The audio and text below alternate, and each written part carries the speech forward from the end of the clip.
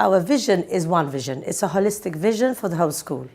This is a school that starts with children aged 2 and ends at St. Martin's with children aged 18 at sixth form.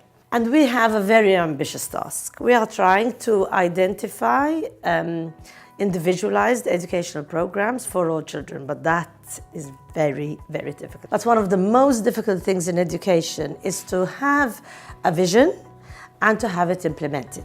First of all, the most important thing is that it is a shared vision. So as we put it together, all the stakeholders contributed. So at least you know that your stakeholders are agreeing to what has been written. That's number one. But two, the most important thing is to communicate that vision and to communicate it in ways that your stakeholders understand it. And every staff member needs to be aware of the mission to be able to do this.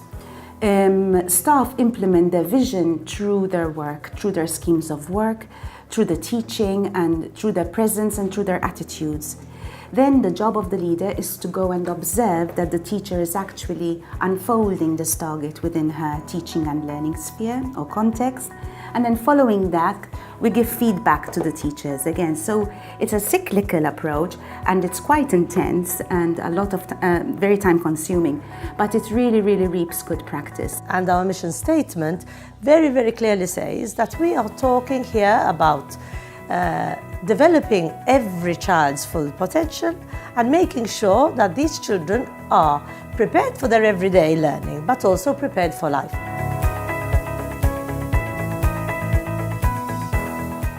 Kindergarten is very important because it's a transition from home to school.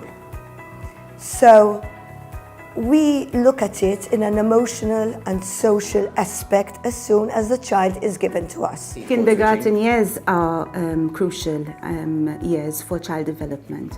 The physical, the social and emotional aspect and well-being have a direct impact on the child and on the adult that he will become. It is also providing quality education in the early years is the best investment in the child's success and also in the success of the country. So our vision is very much making sure that this child, whoever child it is that comes to our school, first of all, we have to identify their potential and to make sure that our learning activities are developing that. Another very important factor is that children learn through play.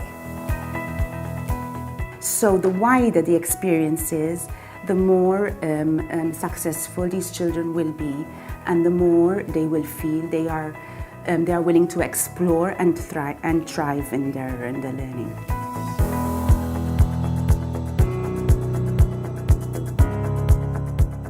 In this case, the learning-centeredness means that every single learner, whether you are a young learner or an adult learner, you are getting what you require to become better. We make sure that the children develop holistically. We really use the thematic corners a lot. This is something I think especially throughout kindergarten is very evident. We always try to have certain corners where you've got, say, the home corner or the dressing up corner or the reading corner or the blocks corner or the, an area where they can play with cars and things like that. We find this works brilliantly both for the teacher and for the students.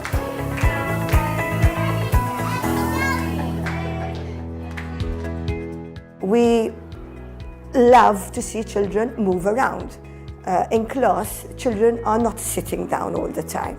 This is a play school, so children have to move around. When we plan our activities, both as a school and as an individual, we give a lot of importance to two things mainly. One is the learning outcome. So if we're going to do a painting or whatever, it's not just purely painting, but we are trying to reach a particular goal. And we try to use different sensory methods where we not only capture the 6 areas of learning, but that we also help all the children to manage to get something out of that activity. If the staff are fully engaged, if the staff are happy, if your climate is right, then the educational experiences of those children are going to be fantastic. It is imperative to have effective learning strategies at school. It also involves training, a lot of staff training, teaching staff how to be evaluative and how to reflect upon their teaching and to question their teaching.